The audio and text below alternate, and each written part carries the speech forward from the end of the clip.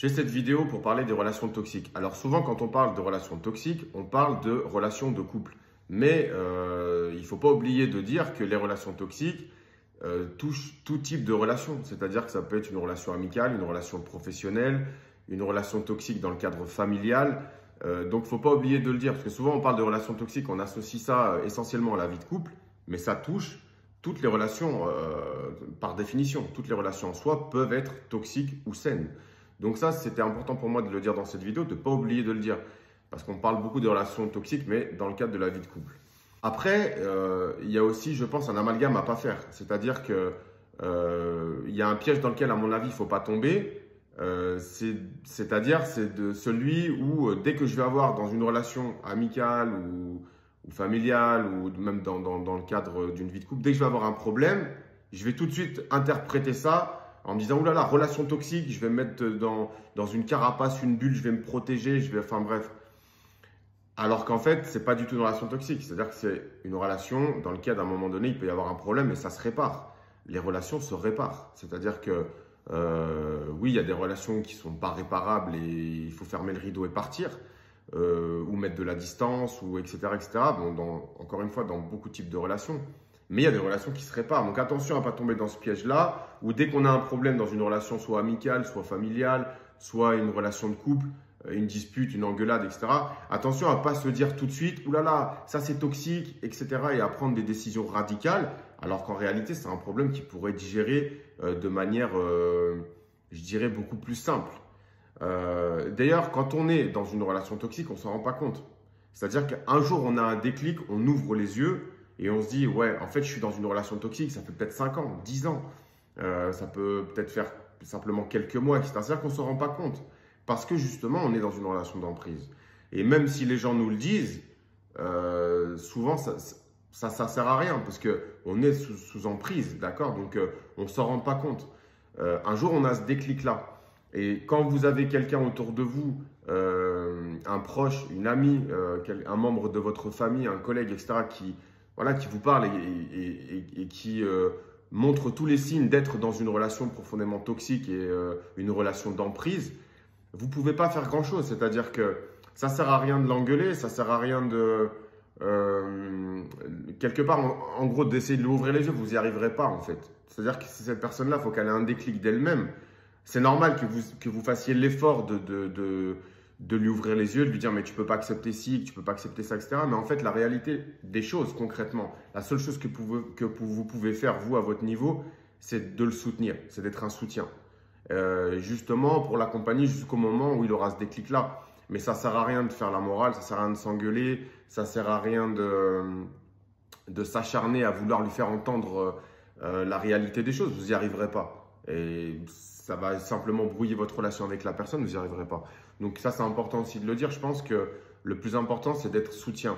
Et puis, quand la personne, à un moment donné, aura ce déclic-là, risque d'aller plus vers le bas, c'est vous, votre boulot, c'est vraiment d'être là pour la relever, pour l'accompagner, etc. Donc ça, c'est très important, à mon avis, de le souligner, de le dire.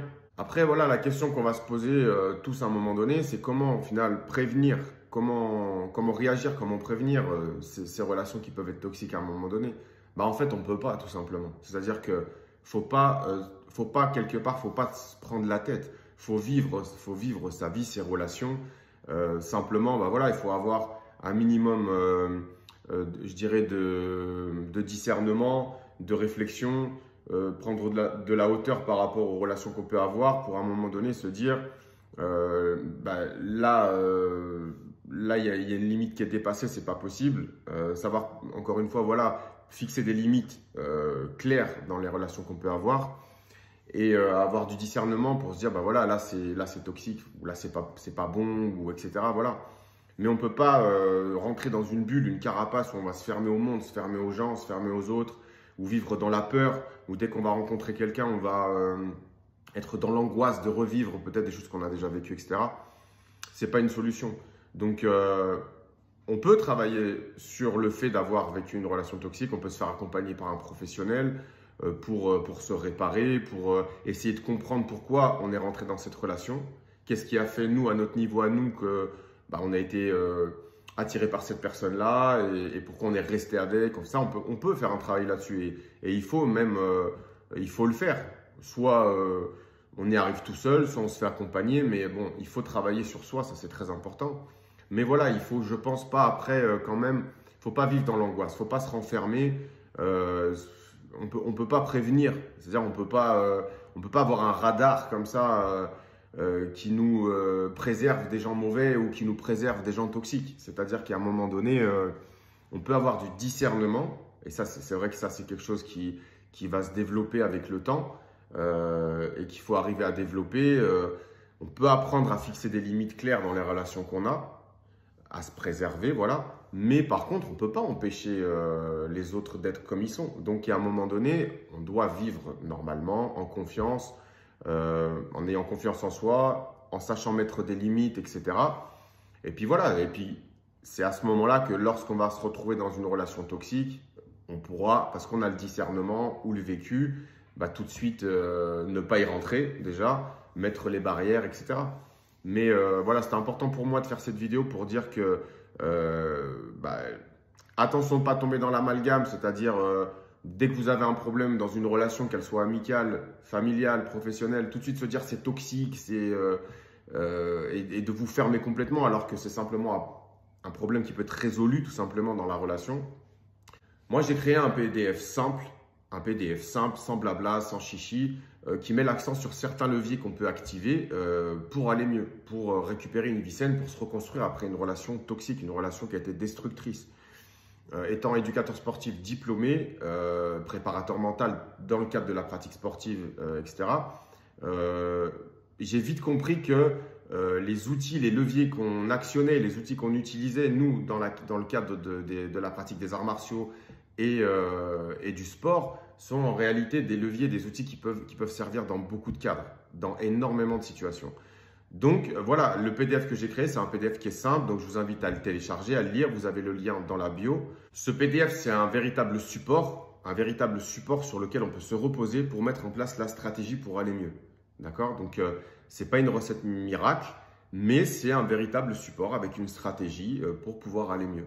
Des choses à mettre en place qui ne vont pas forcément être innées chez la personne qui ne va pas bien. Parce que quand on ne va pas bien, on n'a pas forcément l'instinct. Alors bien sûr, l'entourage compte beaucoup parce que l'entourage peut nous aider à mettre en place certaines stratégies et l'entourage bienveillant va nous pousser vers le haut et va nous aider. Mais c'est vrai que déjà, on n'a pas forcément tous un entourage bienveillant et instinctivement, on n'a pas forcément de manière innée, on ne va pas forcément avoir les bons réflexes, c'est-à-dire la bonne stratégie pour aller mieux. Donc ce PDF que j'ai créé, c'est vraiment un PDF qui peut être utilisé comme un support. Après, on peut aller plus loin. Mais déjà, je pense que c'est un PDF qui peut aider énormément de personnes. Donc, c'est pour ça que je l'ai créé. Donc, vous avez le lien dans la bio. Si vous voulez, je peux vous le renvoyer. Il suffit de m'écrire, vous m'envoyez un message, je vous renvoie le lien. Vous n'avez qu'à faire copier-coller et vous pouvez le télécharger. En téléchargeant le PDF qui est à 3 €, vous soutenez mon travail, vous m'encouragez à travailler plus. Et je vous invite aussi à me faire des retours. C'est-à-dire que ce qui compte pour moi, pour que je puisse optimiser justement mon travail et pouvoir vous apporter des contenus de plus en plus de qualité, de me faire des retours. Donc, je vous invite vraiment à tous mes abonnés à me soutenir, à télécharger ce PDF et à me faire des retours sur vos impressions, sur ce que vous en avez pensé. Alors, peut-être que c'est un PDF qui peut servir à quelqu'un, qui peut vous servir éventuellement à vous, mais qui peut servir aussi à quelqu'un autour de vous, qui peut être utile déjà. Et ça m'intéresse après d'avoir votre retour. Alors, soit de manière publique sur les commentaires, en commentaire en public, soit de manière privée pour qu'on puisse échanger. Et moi, ça me permet d'améliorer les contenus que je vous propose. Ça m'encourage aussi à continuer de travailler dans ce sens-là. Prenez soin de vous et j'attends vos retours sur ce que vous avez pensé du PDF parce que c'est vraiment très important pour moi. C'est un projet qui me tient beaucoup à cœur.